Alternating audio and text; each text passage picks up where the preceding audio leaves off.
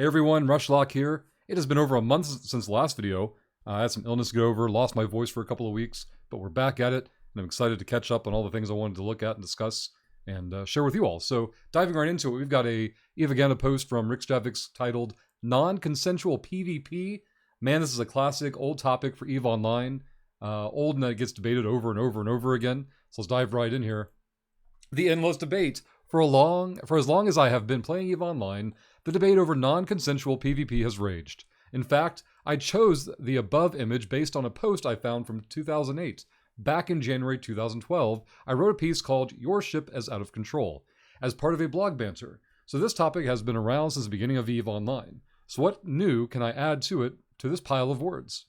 I'd like to point you towards a post written by then CCP Manifest from the same blog banter. I'll post a link, well, you can link through it, the other link, but point is you'll have access to it after you hear this video. Personally, I think this debate, like so many debates in EVE, is rather silly and obvious, and I'd like to explain why I believe that is the case. As Manifest put it so well in his post, the danger of EVE is the spark that brings everything else after it. What he didn't know back in 2012 is that a purely consensual form of PvP would be introduced into EVE Online, and that is the Abyssal Arena Proving Grounds. And as anyone who has attempted to play those knows, nothing comes from it. They are hollow.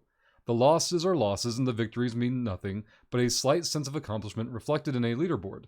No alliances spring forth, no long-term friendships, probably, and nothing impacts the larger universe of EVE. P.S. I'm not against the Proving Grounds, by the way. I like them. But for the most part, I don't participate in them. They're just not for me. So this is kind of like the first area I want to talk about and probably diverge from what Rixx is saying here about the nothing comes from it. I do understand and agree that for the most part, it's accurate. You know, a lot of the examples he's giving are correct. I would probably point at the one about no long-term friendships come from it. Not participating in them myself, because a lot of them happen on the weekends, and I'm not usually at the computer on the weekends. I can't say this from personal experience. So this is just supposition and expectation on my part, not fact-based, nothing I can provide for you for evidence, just a sense of what I would expect to have happen.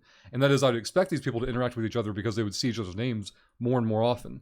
Now, if you've got it has a lot of negative connotation, casual player who goes into these, plays for like an hour on the weekend and then logs back off, they're probably not making those relationships. But the sweaty tryhards who are climbing that leaderboard probably all know each other to some extent and are probably communicating outside that arena environment. So the people who are participating in an activity to a high degree or high frequency, I think they are developing those relationships. But I don't think that contradicts or aligns with what Rixx is talking about, in meaning it doesn't really have like a long-term in-game effect on relationships and how the narrative in-game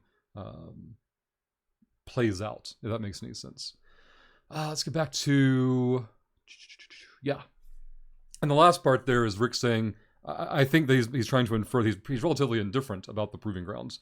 You know, he's not on the Chicken Little Sky is Falling, oh my god, instance PvP, EVE is dead, nor is he on a full support platform for like, hey, this is exactly what EVE needed. A PvP on demand platform. Which the latter I perceive value in.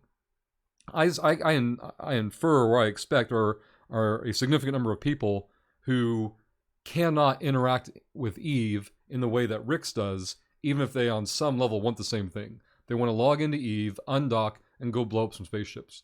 But they can't go make 20 jumps or spend 30 to 45 minutes looking for that one fight. It's a lot more accessible to them to pop a filament, go into one of these abyssal proving grounds, get quote-unquote content, get out, the itch has been scratched, they move on with their life. From a business standpoint, it makes sense for CCP to make that type of interaction more accessible.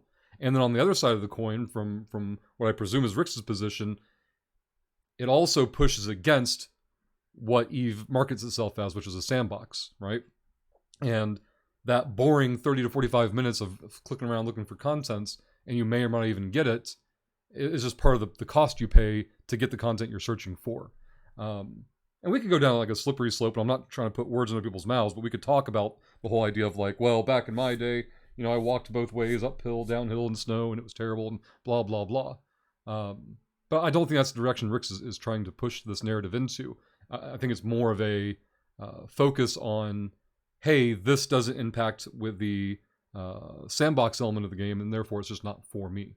You know, I think Rixx understands that people are logging in for less than 45 minutes, get one or two runs of the Abyssal Proving Grounds in, and that's their interaction with E for the week. You know, time, budget limits, things like that happen for a lot of people. Let's move on. Eve has lasted as long as it has because there is no safety net.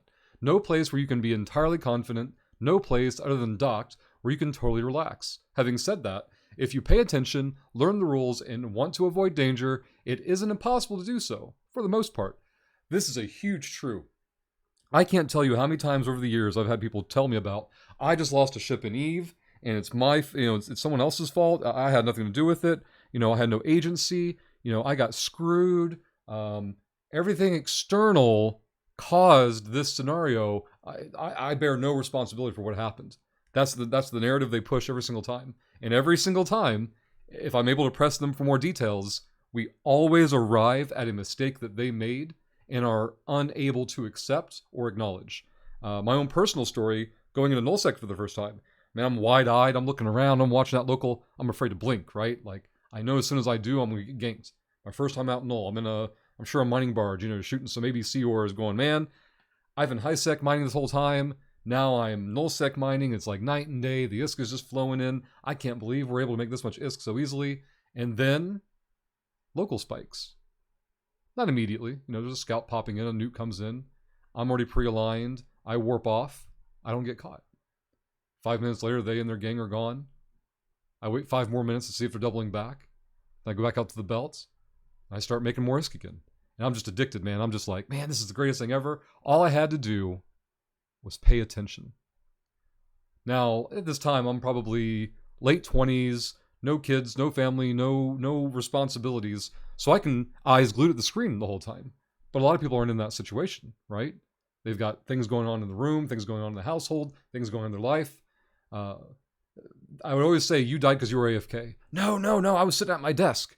I just turned to answer a family member or something, or turned to put on TV for a child, and when I looked back, that's when I got. It's like, yeah, you were AFK. No, I was sitting at the keyboard. They're taking it very literally, right? I never left the keyboard. Like, if you close your eyes, if you tab over to another screen, if you do anything other than watch local, you are AFK in sense of getting caught. And that's okay. It isn't that you committed some great Eve sin or video game sin, but you were AFK, and your next step is you need to accept that you were AFK, and that's why you got caught. But if you pay attention, and Rixx is, I think, talking about here, if you just pay attention, have an awareness, generally you'll be fine. Not even like 60-40 generally. Not even like 80-20 generally. Like 99.9%, you'll be fine that often if you're just paying attention. And when you're not paying attention, that number will slant the other direction so quick, and there are plenty of people out there that will have stories for you about how fast that dynamic can change. So Rixx is going to give us his example. Let me give you an example. I've had a transportation alt for over a decade now. She is the one that moves my supplies back and forth in high sec. Over the years, she has moved me from one end of the map to the other. Null sec, wormholes, low sec, and everywhere in between. Literally thousands of trips, often with a freighter full of stuff. In all those years, she has lost exactly 1 freighter back in 2017. 8 losses altogether. Why? Because I know what I'm doing and I take as few chances as possible. In fact, I lost that 1 freighter because on that trip, I didn't follow my own rules and I took a stupid chance that got me killed. That alone is a higher amount of awareness, higher degree of awareness, and capacity to accept personal responsibility than any of those stories you hear from people about how they lost a ship and it's something else's fault. The other losses are the usual stuff, and those happen from time to time. But in over a decade, I lost once, over 12 years. Look, I understand that some people want high sec to be safer, and I do understand that loss is tough. Gankers can be annoying, and that often it can feel like the universe is against you. But making high sec safer is not the answer. In fact, it would kill EVE Online. Half the universe would bottle up inside of high sec, and the rest of us would log off. And if you think that would be a fun and sustainable game, you are mistaken. So let's break this down a little bit. Because I've generally been on the position that if CCP wants to make high-sec Care Bear land, and just there's no danger for them. It's maybe not all of high-sec, maybe like 1.0 to 8, 0.8, like just make it as quote-unquote safe baby bumpers on the rails as possible. I don't really care. Now, the problem with that comes when people are in that space running T6 Abyssals and just printing rewards with absolutely, I shouldn't say absolutely, near zero PvP danger. Now, if you're running it in JITA and Perimeter, and your safety net is that so many other people are also doing it, so no one's going to bother looking for your one trace to be the good one, that's a thing. Maybe you're making a few jumps away to a quieter system, and you don't get caught over there. Maybe you're making some effort at least. But if we pretend abyssals don't exist, then I kind of don't care if high sec became that kind of safety bumper. Again, maybe split it 1.0 to 0.8, but I think there's something there that can be played with. Do I think it should be done that way? Probably not, for a lot of the reasons that Rixx is pointing out here. And if CCP ever went in an opposite direction on that, I think things like, not just Abyssal specifically, or high-end Abyssals specifically, but things like that have to be addressed. There has to be a plan for it. I get it from a business standpoint. CCP wants people to be able to log in for 30 minutes or less and feel like they accomplished something. They got something done. They achieved something. Even if it isn't significant impact to the sandbox, the player experience, the player walks away feeling like they accomplished something. So I get they want that feeling to be as accessible as possible because that makes people more attached and retained to their product. And as is a lot of things in EVE Online and game development in general, more so with a sandbox type of product, balance is a hard thing to achieve. And it isn't easy. It isn't just do this or just do that, or just don't do this or just don't do that.